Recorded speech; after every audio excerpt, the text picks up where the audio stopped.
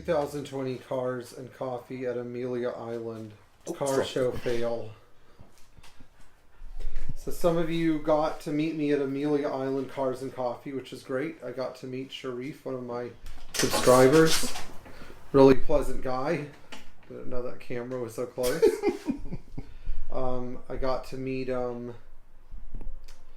let's see here. I got to meet Matt, who has his grandmother's 76 300D, but this was outside of that event.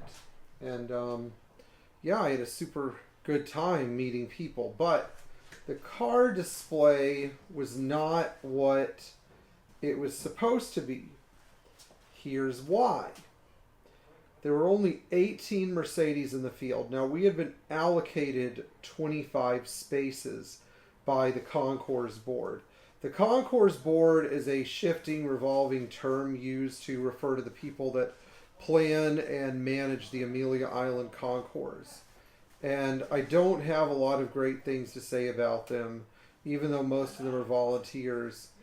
I seriously doubt that they really understand, you know, what this event means to us. Now, supposedly a sponsor bought up a good chunk of the space on the field.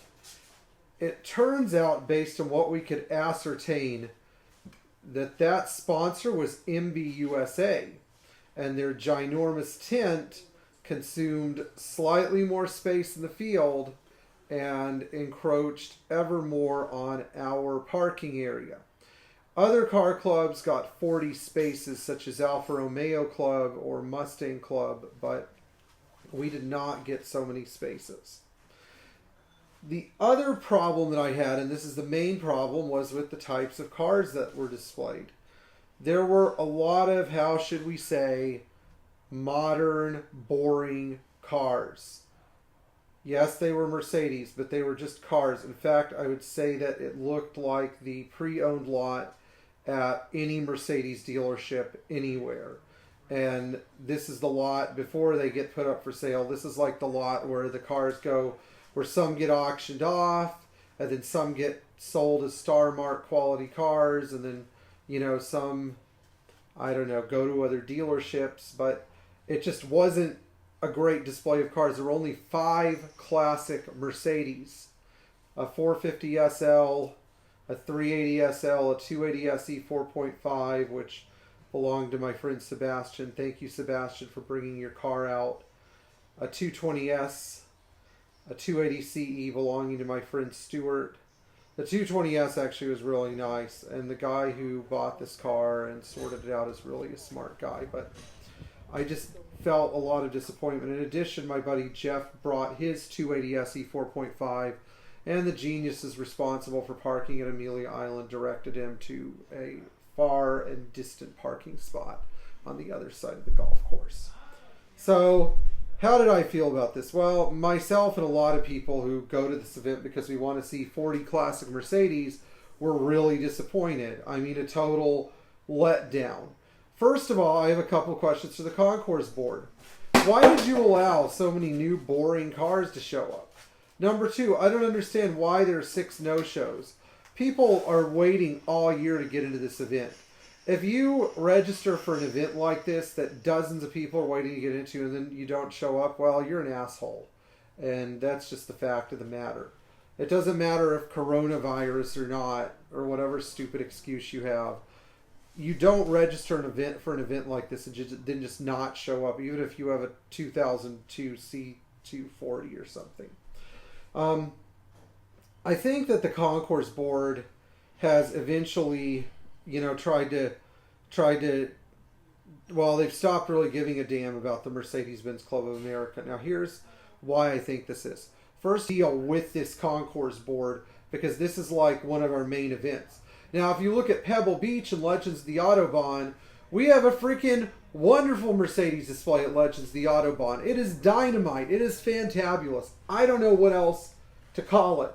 But meanwhile, over here at Amelia Island, where we're also supposed to be having a comparable Mercedes display, we have a parking lot full of pre-owned cars and then 5 classic Mercedes that are all by their lonesome.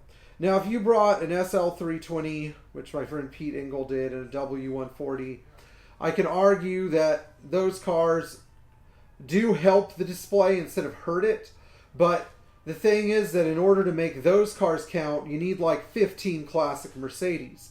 They look better when they're paired with their older brothers than their younger ones.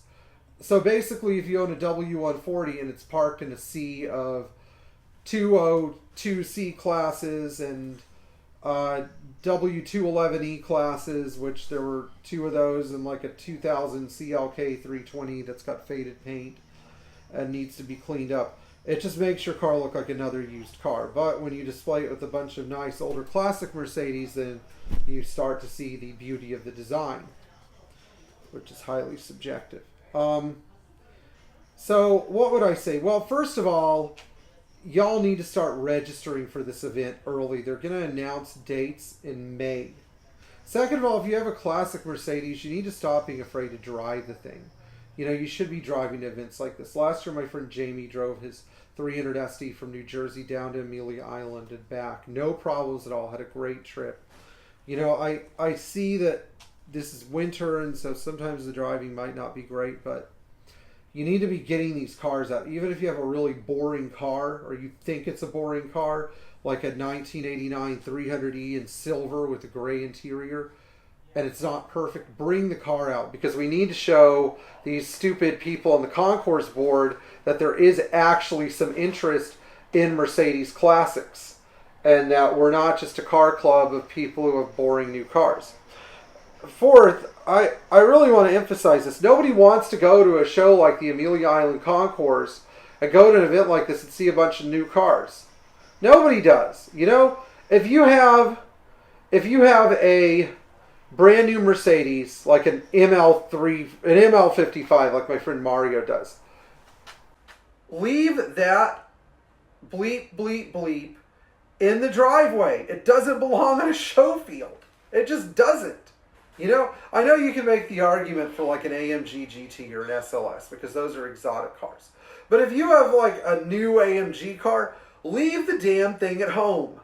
You know, if you have an older Mercedes, register it. If not, save the space for somebody that is a classic Mercedes.